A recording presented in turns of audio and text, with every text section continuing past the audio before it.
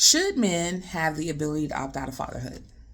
Yes and no, but let's unpack that.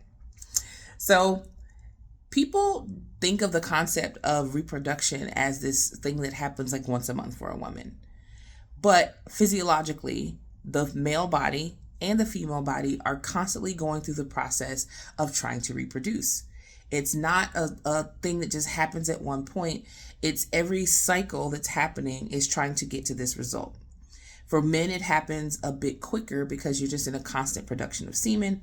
For women, it happens typically over a 28-day period. And we're talking about healthy women, no, outliers or any other ailments that could affect that. Now, the ability to opt out comes in two different options: a physiological opt out and a social opt out. A physiological opt out is what is happening in the body. As long as something is within the body, you have control over it. But the moment it leaves your body, you don't.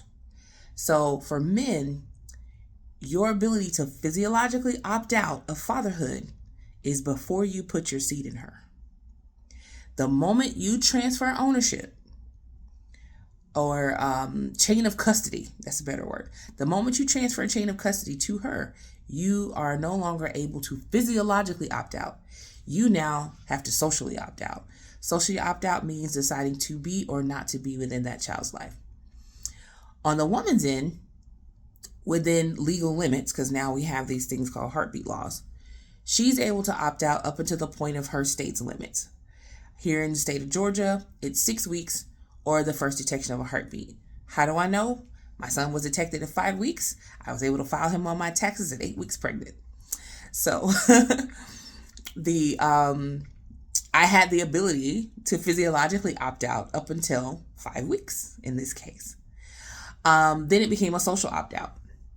And the social opt out for women at that point is to decide whether they're going to raise the child, put the child up for adoption, give the child to the parent, the other parent, or some other option that just didn't involve her. So you have to look at the two concepts and decide when the opt-out point is most important for you, men.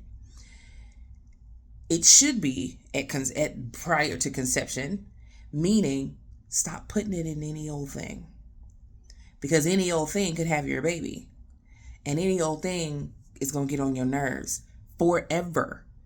People like to say, "Oh, well, let's just say it till you're 18." No, it's forever. You're going to have to deal with this person in some facet, as long as your child is still alive, forever, until they die, essentially. So men have to be a little bit more conscious about these opt-out periods. Social opt-out periods now involve a lot of legalities that can make you liable for certain things. Men typically end up being liable for child support. Even in an adoption situation, in some states, a mother who gave up her child for adoption could have to pay child support. I've seen quite a few cases where a sperm donor has been made to pay child support. So those things can happen on a social opt-out, because a social opt-out now involves the law. So for all intents and purposes, if you can opt out when it's still physiological, that's the only time you have. Sorry guys, it is what it is. It's not necessarily an unfair thing or a double standard, because you don't have a uterus. So you can't get the same opt-out time that a woman does.